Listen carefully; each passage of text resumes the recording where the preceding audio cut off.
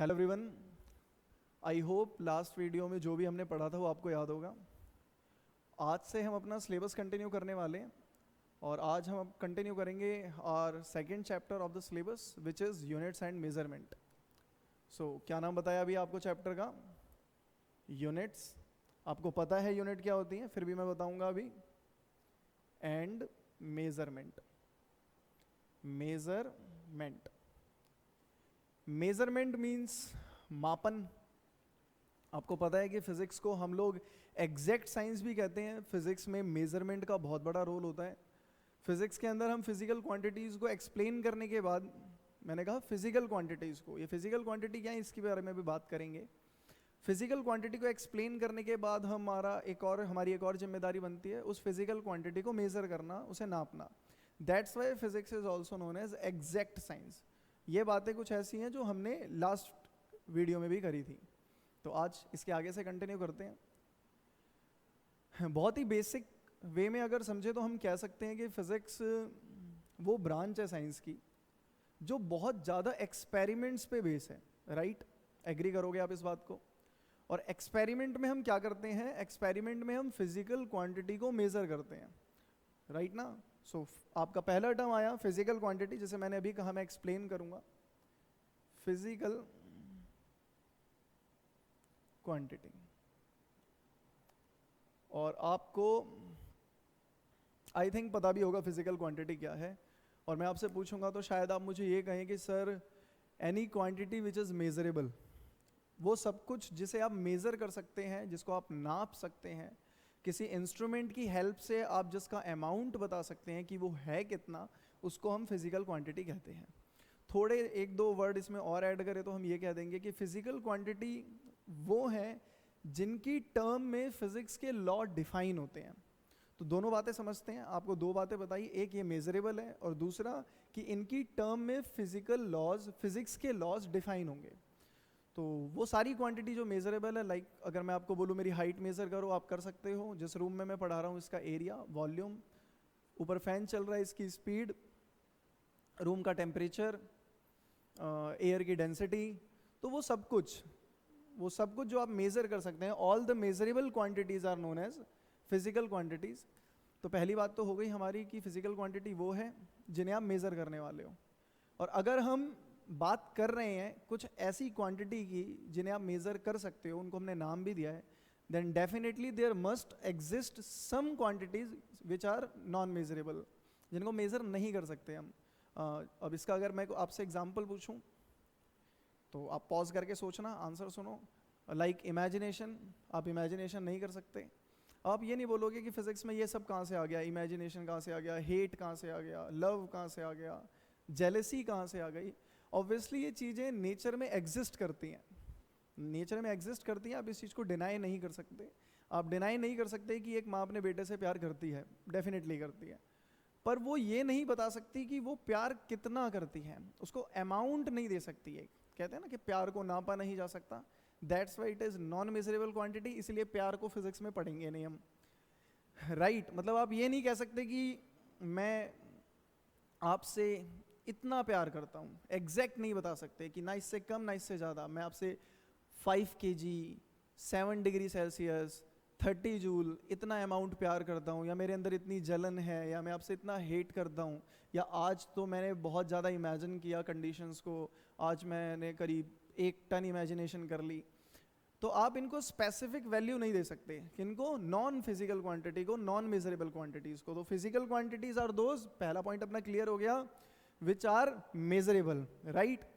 Second, मैंने कहा कि इनकी टर्म में ही फिजिक्स के लॉज डिफाइन है। आप किसी भी लॉ की बात कर लो, जैसे बेसिक लॉ की बात कर लो, आपने क्लास 9th में लॉज ऑफ मोशन पढ़े हैं। Right? Newton, sir Isaac Newton के 3 लॉज पढ़े हैं आपने। उनमें से सेकेंड लॉ याद है किसी को? याद है तो आंसर दो। हमारा सेकेंड लॉ था कि rate of change of momentum is directly proportional to external force applied. क्या होता है मोमेंटम, क्या नहीं है? मेरे हिसाब से शायद आप भूल चुके होंगे। अमाउंट ऑफ मोशन है किसी बॉडी का, momentum is product of mass and velocity. ये टाइम है, टाइम से क्यों डिवाइड कर रहे हैं? बिकॉज लॉ ने कहा rate of change of momentum. तो किसी भी फिजिकल क्वांटिटी का जब हमें रेट निकालना होता है तो हम उसको टाइम से डिवाइड कर देते हैं। यहाँ पे रेट का मतलब दर से है कि उसमें वेरिएशन टाइम के रिस्पेक्ट में कैसा आ रहा है, बहुत जल्दी आ रहा है या बहुत स्लो आ रहा है, राइट। तो अभी लॉ को समझना अपना टारगेट नहीं है, हमें फिजिकल क्वांटिटी समझनी है। तो लॉ बस इतना कहता है, अगर आपको याद नहीं भी आ रहा तो अभी बस इतना ध्यान रखें कि rate of change of momentum is directly proportional to external force applied, right. क्या इस लॉ को एक्सप्लेन किया जा सकता था without using these physical quantities like force? अगर मैं फोर्स यूज नहीं करता, मोमेंटम यूज नहीं करता, टाइम यूज नहीं करता, ऑब्वियसली ये तीनों ही मेजरेबल हैं, ये तीनों ही फिजिकल क्वांटिटी हैं, तो इनकी टर्म में फिजिक्स के लॉज डिफाइन हुए हैं, नियम डिफाइन हुए हैं जो हमें हमारे नेचर को एक्सप्लेन करने में हेल्प करते हैं। That's why physics is the study of nature, right. I hope आपको फिजिकल क्वांटिटी क्लियर हो गई होगी। ओके, तो फिजिकल क्वांटिटी क्लियर हो गई, इन्हीं को मेजर करने वाले हैं हम। तो मेजरमेंट क्या है और इसको भी समझ लो। नेक्स्ट हम अगर लिखें मेजरमेंट, अब आप बोलोगे बेसिक टर्म की बात कर रहे हो आप, मेजरमेंट हम जानते हैं क्या होता है मेजरमेंट। मेजरमेंट का मतलब होता है नापना। जैसे अगर मैं आपसे बोलूँ इस मार्कर की लेंथ मेजर करो, आप कर लोगे। मेरी हाइट मेजर करो, आप कर लोगे। इस बुक में पेज कितने हैं आप काउंट कर लोगे। काउंटिंग मेजरमेंट है, हाँ मेजरमेंट ही है। रूम का टेम्परेचर हो जाएगा मेजर। मेजरमेंट है क्या? एपरेटस का यूज करके वैल्यू देख ली, ठीक है, बट एक्चुअल में मेजरमेंट क्या है? तो बच्चों measurement is a comparison process. आप जानते हैं इसे कि मेजरमेंट में हम कंपेयर करते हैं एक स्टैंडर्ड वैल्यू के साथ अपनी फिजिकल क्वांटिटी को। लाइक अगर मुझे मार्कर की लेंथ मेजर करनी है, इस मार्कर की लेंथ मेजर करनी है, तो मुझे एक स्टैंडर्ड वैल्यू सेलेक्ट करनी पड़ेगी, और वो स्टैंडर्ड वैल्यू सेलेक्ट कर दी मैंने, मान लो सेंटीमीटर, लेट से सेंटीमीटर। अब सेंटीमीटर की लेंथ हमें पता है, मैं सेंटीमीटर से इस मार्कर को कंपेयर करूंगा, और तब तक कंपेयर करूंगा जब तक ये पूरा मेजर ना हो जाए। लाइक देखते हैं कितनी बार रिपीट होता है, 1 सेंटीमीटर, 2 सेंटीमीटर, 3 सेंटीमीटर, 4 सेंटीमीटर, और मान लो कि ये करीब 12 टाइम में पूरा मार्कर रिपीट हो गया, मतलब पूरा मार्कर हमने मेजर कर लिया, तो इस मार्कर की लेंथ हो गई 12 सेंटीमीटर। तो ये कंपैरिजन है, मैंने 1 सेंटीमीटर से इसकी लेंथ को कंपेयर किया है, राइट ना। तो मेजरमेंट है क्या?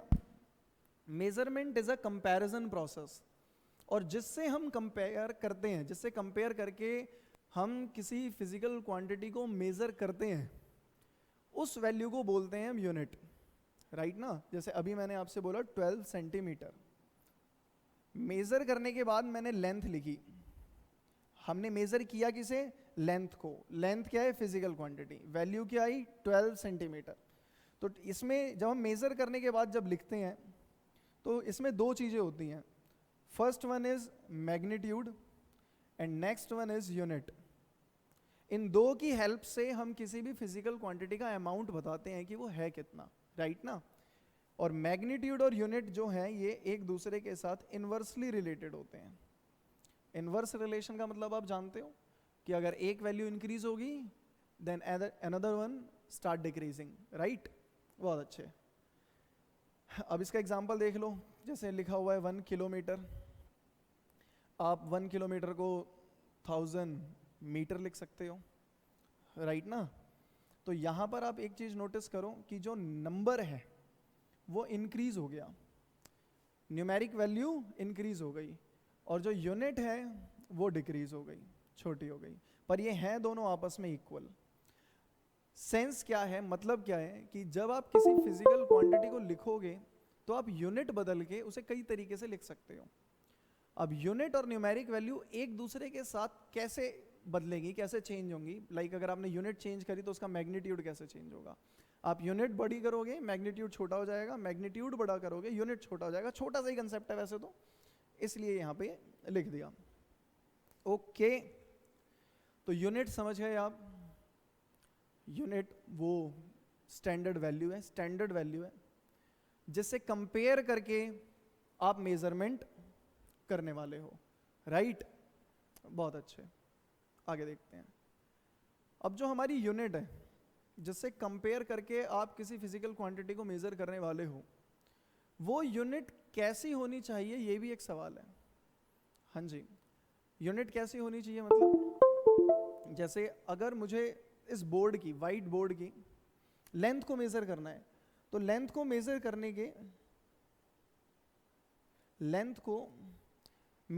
के लिए पहले के टाइम पे लोग हैंड स्पेन का यूज करते थे। पहले क्या मतलब बच्चे भी करते हैं अभी भी हैंड स्पेन, हम तो इसे बित्ता बोलते थे कि कितने बित्ते का है।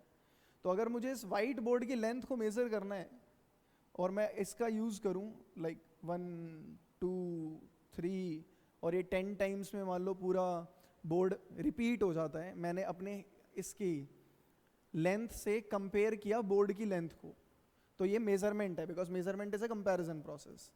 10 टाइम में बोर्ड पूरा रिपीट हो गया, तो अब मैं कह रहा हूं कि इसकी लेंथ है 10 बित्ता, मतलब 10 हैंड स्पैन, राइट ना।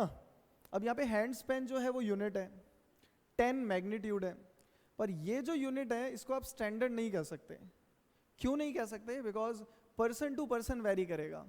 अगर कोई ऐसा व्यक्ति आ जाए, थोड़ा दानवीय व्यक्ति आ जाए जिसके हाथ बहुत बड़े बड़े हों, तो हो सकता है 3-4 बार, नहीं है तो नॉन प्रैक्टिकल सा हो गया, पर 5-6 बार में इसको मेजर कर दें।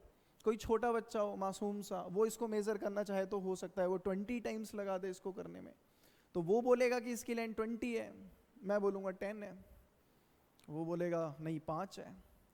तो हम किसकी बात पे यकीन करेंगे? क्योंकि हम यूनिट सेम ले रहे हैं पर मैग्नीट्यूड बदल रहा है। दिक्कत यह है कि आप यूनिट सेम ले रहे हो पर उस यूनिट की इटसेल्फ वैल्यू बदल रही है।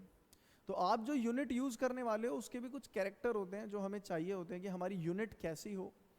तो हमारी unit it must be of fix value, उसकी वैल्यू फिक्स होनी चाहिए, वो टाइम के साथ इंक्रीज या डिक्रीज ना करें, राइट ना। जैसे हम जब बचपन में क्रिकेट खेलने जाते थे, पहले क्रिकेट खेलने जाते थे, तो हम कहते थे कि जहाँ पर हम विकेट गाड़ेंगे और जहाँ से बॉलिंग कराएंगे, वो जो पिच है उसकी लेंथ रखेंगे 21 कदमों की। अब ये कदम तो पर्सन टू पर्सन वेरी कर सकते हैं, मतलब कि ये आप स्टैंडर्ड वैल्यू की तरह नहीं लेने वाले, राइट ना। तो हमारी यूनिट कैसी होगी? जिसकी वैल्यू टाइम के साथ चेंज ना हो, जिसको जब जरूरत पड़े तब यूज किया जा सके, मतलब तब उसे प्रोड्यूस किया जा सके। जब मेरे को नीड हो तब मुझे पता लग जाए कि 1 सेंटीमीटर, 1 मिलीमीटर, 1 किलोमीटर लेंथ कितनी होती है, तो ईजिली रिप्रोड्यूसिबल हो, मतलब उसको दोबारा बनाया जा सके। और कैसी होनी चाहिए? It must be not too large और टू स्मॉल, मतलब बहुत छोटी या बड़ी नहीं होनी चाहिए। It must be of proper size. छोटी या बड़ी का मतलब कि अगर मुझे इस मार्कर की लेंथ मेजर करनी है, अभी मेरे को यही दिख रहा है आसपास इसलिए इसको बार बार उठा रहा हूँ मैं, अगर मुझे मार्कर की लेंथ मेजर करनी है तो लेंथ की यूनिट किलोमीटर है, लेंथ की यूनिट लाइट ईयर है, लेंथ की लार्जेस्ट यूनिट पर सेक है, पैरालैक्टिक सेकेंड है। मैं उसको यूज नहीं करने वाला। मैं इसके कंपैरिजन में देखूंगा कि हाँ आप सेंटीमीटर यूज कर लो, आप इंच यूज कर लो, राइट ना। और यहीं पर अगर मुझे सन से अर्थ का डिस्टेंस बताना है तो मैं सेंटीमीटर यूज नहीं करूंगा, वहाँ हम किलोमीटर का यूज करेंगे, या फिर एस्ट्रोनॉमिकल यूनिट जो कि एग्जैक्ट डिस्टेंस है हमारे सन और अर्थ के बीच का, उसका यूज करेंगे। तो है तो ये लेंथ की यूनिट, पर कौन सी यूनिट कब यूज करनी है ये भी हमें ध्यान में रखना चाहिए कि आप जिस फिजिकल क्वांटिटी को मेजर करने जा रहे हो, आपकी यूनिट उसके कंपैरेबल हो, ना तो उससे बहुत बड़ी हो ना ही उसके कंपैरिजन में बहुत छोटी हो।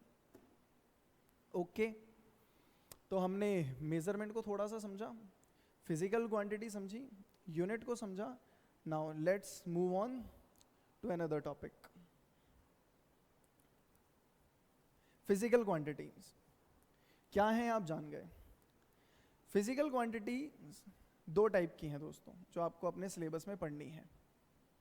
First one is fundamental physical quantity, fundamental physical quantity, and next one, another one is derived physical quantity, derived physical quantity.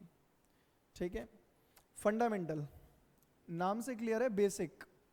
जैसे आपने क्लास 9th में चैप्टर पढ़ा है fundamental unit of life, life की बेसिक यूनिट है cell. ठीक है, fundamental particle जिससे मिलकर सब कुछ बना है, लाइक इलेक्ट्रॉन, प्रोटॉन, न्यूट्रॉन। तो फंडामेंटल फिजिकल क्वांटिटी क्या होंगी? ये वो फिजिकल क्वांटिटी होंगी जिनकी वैल्यू किसी पे भी डिपेंड नहीं करेगी, किसी पे। ये फंडामेंटल है। इन पे बाकियों की वैल्यू डिपेंड करेगी। मतलब ऐसी फिजिकल क्वांटिटीज जो फंडामेंटल पे डिपेंड करेंगी उनको हम डिराइव्ड बोलते हैं, और जो किसी पे डिपेंड नहीं करती वो फंडामेंटल कहलाती है, बेसिक कहलाती हैं। आपके मतलब 7 फिजिकल क्वांटिटी ऐसी हैं जिन्हें हम फंडामेंटल बोलते हैं, लाइक लेंथ, मास, टाइम। लेंथ, मास, टाइम ये सबसे ज़्यादा यूज होने वाली हैं आपकी, ठीक है। लेंथ, मास, टाइम के अलावा temperature, luminous intensity, amount of substance, 3 3 6 एक रह गया, electric current. Electric current, okay. आपको पता है कि लेंथ, मास और टाइम, मतलब इनसे समझ लो, ये तो बहुत इजी फिजिकल क्वांटिटी है, कि इनकी वैल्यूज किसी पे डिपेंड नहीं करती। लाइक मेरे सामने रिमोट है, इस रिमोट की एक लेंथ है। अब आप बताओ कि इसकी लेंथ किस फिजिकल क्वांटिटी पे डिपेंड करती होगी? क्या इसके मास और इसकी लेंथ में कोई रिलेशन है? वैसे निकाला जा सकता है। मतलब अभी के लिए मोटा मोटा ये समझते हैं हम कि length, mass, time, temperature, luminous intensity, amount of substance, electric current, ये ऐसी फिजिकल क्वांटिटी हैं जिनकी वैल्यू किसी और फिजिकल क्वांटिटी पे डिपेंड नहीं करेगी। इन्हें हम, इन 7 फिजिकल क्वांटिटी को हम फंडामेंटल फिजिकल क्वांटिटी बोलते हैं। All right. Derived physical quantity वो है जिनकी वैल्यूज फंडामेंटल पे डिपेंड करेंगी। इसके एग्जांपल आप कितने ही लिख लो, वेलोसिटी,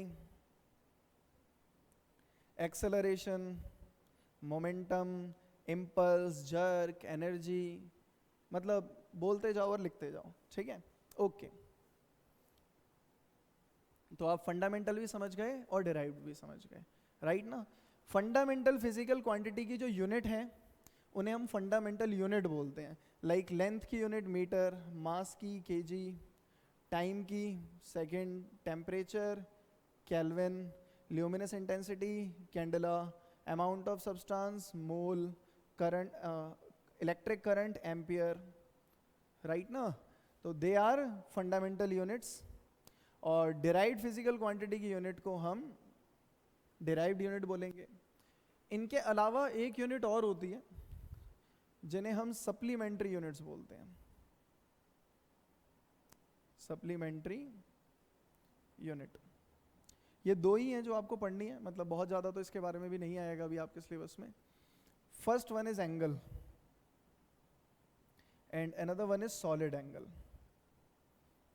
बोलो ये अलग अलग होते हैं क्या?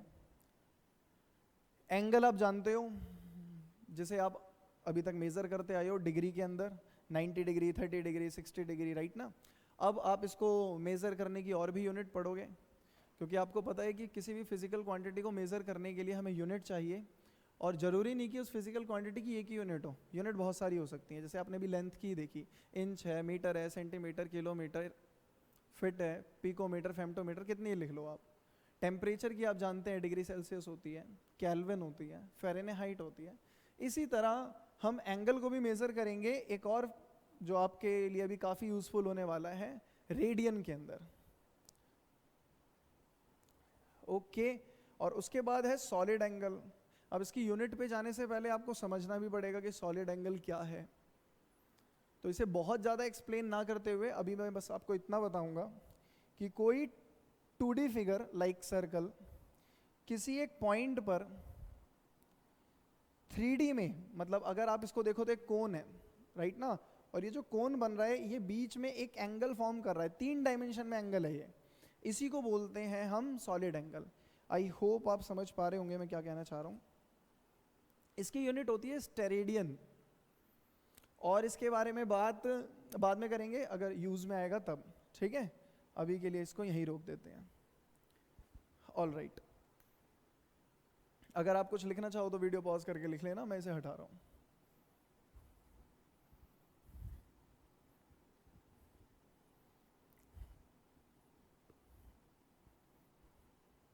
ओके, उसके बाद our next topic is system of unit. Physical quantities को मेज़र करने के लिए जिन यूनिट का आप यूज़ करने वाले हो, अलग अलग सिस्टम में हम फिजिकल क्वांटिटी को अलग अलग यूनिट देते हैं। आपके सिलेबस में सबसे ज़्यादा यूज़ होने वाले जो सिस्टम है वो है SI, आप जानते हैं क्या होता है, और CGS सिस्टम। राइट ना। सीजीएस सिस्टम को हम गॉसियन सिस्टम भी बोलते हैं, जिसमें आपकी फंडामेंटल यूनिट जो है मास, लेंथ और टाइम की, मास की केजी यूज करी जाती है, लेंथ की मीटर एंड टाइम की सेकंड। ऑल राइट, ठीक है। इसके अलावा MKS, FPS, they are also system, पर उनके बारे में अभी बाद में पढ़ेंगे। ओके, अब क्योंकि यूनिट की बात कर रहे हैं हम, तो आओ कुछ ऐसी यूनिट भी पढ़ते हैं जिनका यूज तो आएगा हमारे सिलेबस में, पर अभी के लिए आप ना तो इन्हें एसआई में रखोगे, ना सीजीएस में, ना एमकेएस में, ना एफपीएस में, और ये थोड़ी यूनिक यूनिट्स हैं। जैसे पहली यूनिट की बात करूं मैं, मतलब पहली फिजिकल क्वांटिटी की बात करूं मैं जिसकी यूनिट पढ़ने जा रहे हैं हम, तो हम बात करते हैं यूनिट ऑफ लेंथ। बोलो, लेंथ की यूनिट पता है हमें, क्या यूनिक है इसमें? आपको पता है सेंटीमीटर, मिलीमीटर, डेसीमीटर, डेकामीटर, ये सब पता है, राइट ना। हम बात करने वाले हैं एक और यूनिट की जिसको बोलते हैं लाइट ईयर। लाइट ईयर, ये मत सोचना कि ईयर लग गया तो ये टाइम की यूनिट है, क्योंकि शायद सुनने में ऐसा लग रहा हो कि ये टाइम की यूनिट है, बट ये लेंथ की यूनिट है। अब ये लेंथ कितनी होगी? 1 लाइट ईयर आप अभी जितना सोच पा रहे हो, मतलब अगर मैं आपसे बोलूं कि इमेजिन करो, जितना मैक्सिमम डिस्टेंस आप इमेजिन कर सकते हो उतना मैक्सिमम डिस्टेंस इमेजिन करो, तो शायद आप जम्मू से कन्याकुमारी तक का डिस्टेंस इमेजिन करने लगो, अर्थ की पूरी सरकमफ्रेंस में इमेजिन करने लगो। पर मैं श्योर हूं कि आप इस लेंथ को इमेजिन अभी नहीं कर पाओगे। ये कितनी बड़ी लेंथ है इमेजिन इसलिए नहीं कर पाएंगे क्योंकि हम क्या ही इमेजिन करेंगे, जो चीज़ें हमने देखी हैं। हमने इतना डिस्टेंस कभी ट्रैवल किया ही नहीं। लाइट ईयर तो बात की बात है। लाइट की स्पीड की बात करते हैं पहले दोस्तों, इसको 1 मिनट के लिए रोकेंगे, स्पीड ऑफ लाइट की बात करते हैं।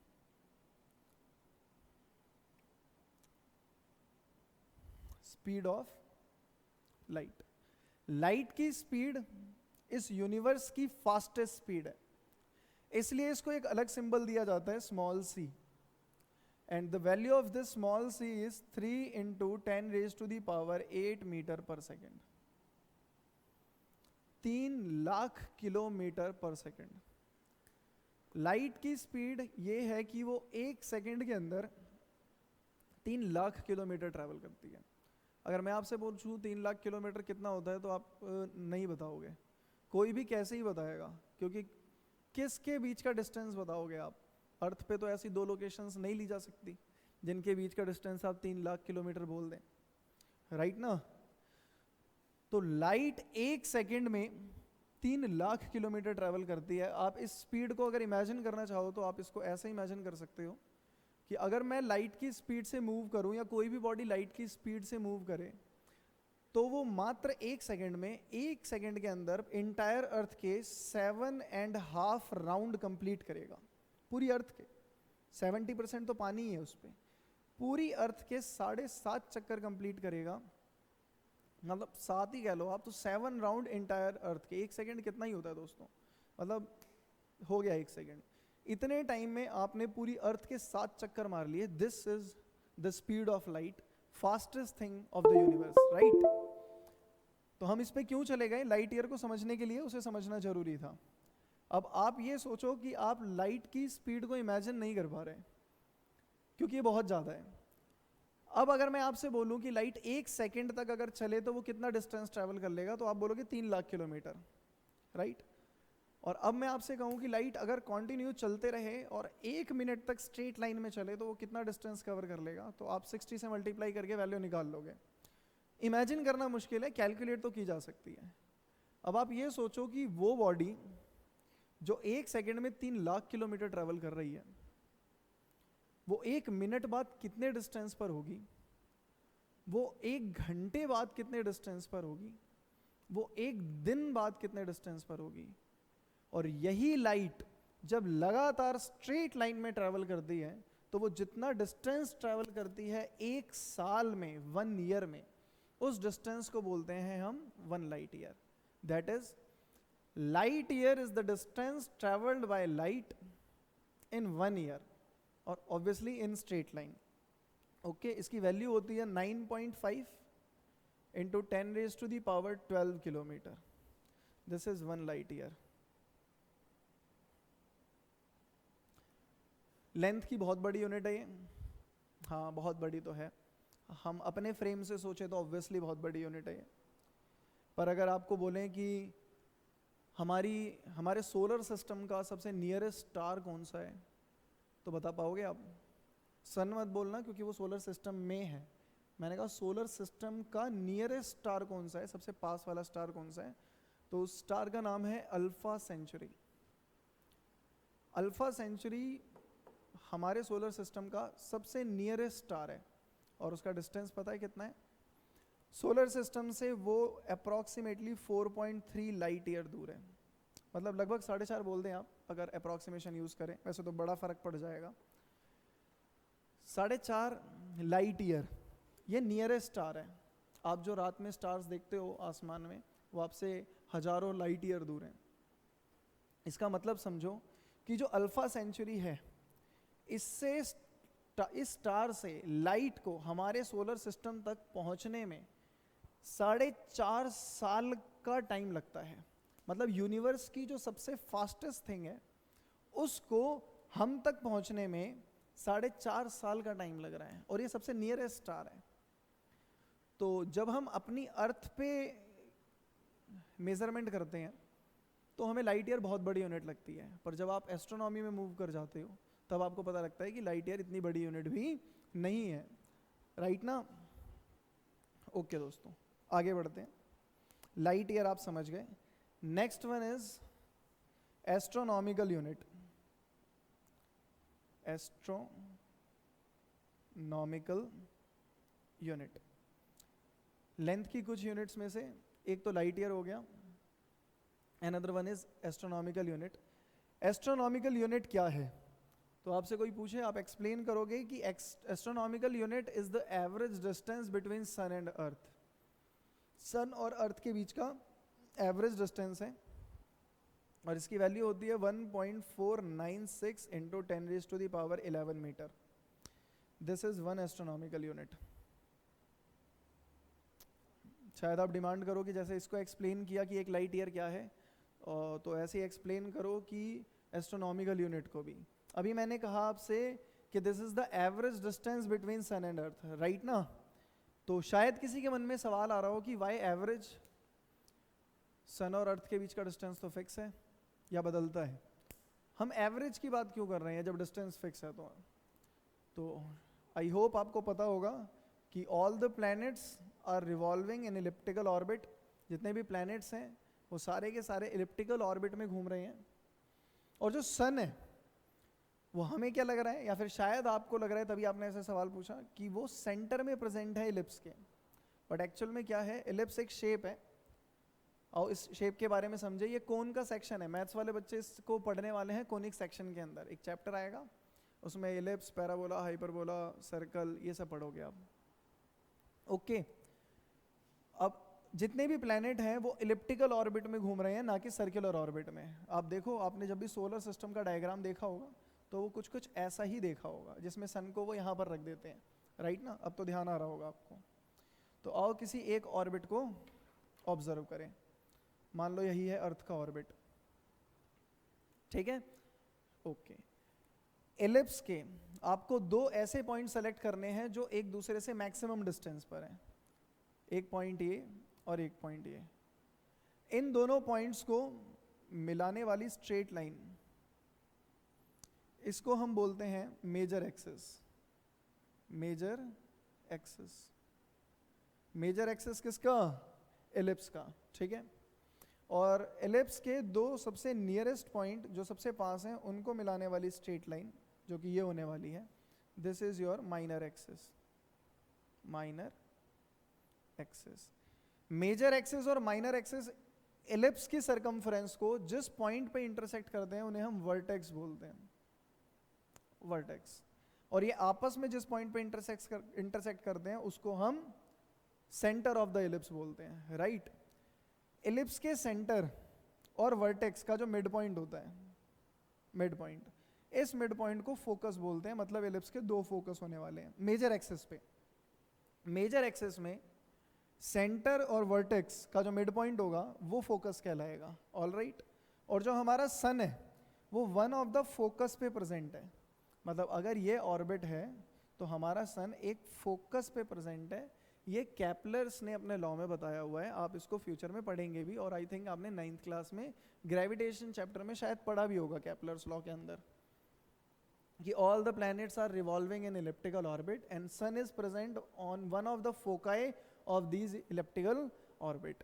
और अगर हमारे planets इन elliptical orbit में घूम रहे हैं तो obviously sun से planet का distance vary करता है, fluctuate करता है, बदलता है। सही बात है, अभी ज़्यादा है, अब कम हो गया, अभी कम है इसीलिए गर्मियाँ चल रही हैं, राइट ना। और क्योंकि डिस्टेंस बदल रहे हैं इसलिए हम एस्ट्रोनॉमिकल यूनिट को कैसे डिफाइन कर रहे हैं, average distance between sun and earth करीब करीब 15 करोड़ किलोमीटर के आसपास होता है, ऑल राइट। बहुत अच्छे। इसके अलावा और भी यूनिट्स हैं जो आपके यूज में आएंगी, लाइक माइक्रोन, पैरालैक्टिक सेकेंड जिसे परसेक भी बोलते हैं, तो उन यूनिट्स में को भी हम पढ़ सकते हैं, पर इतना ज़्यादा अभी डिटेल में जाने की ज़रूरत नहीं है, जब नीड पड़ेगी तब हम पढ़ेंगे इन्हें आगे के सिलेबस में, ओके।